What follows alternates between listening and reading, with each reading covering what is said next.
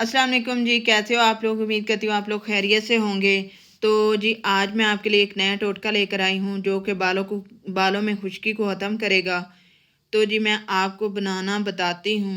उसके लिए मैंने पहले लिया है सरसों का तेल 1 चम्मच और लेमन लिया है 1 अदद और उसका जो जूस है वो मैंने निकाल लिया है।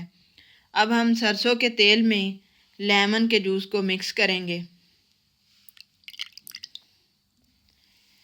तो जी हमने मिक्स कर दिया है। अब आपने पता क्या करना है, इसको मिक्स करके अपने बालों की जड़ों में लगाना है और लगाकर 1 घंटा छोड़ देना है।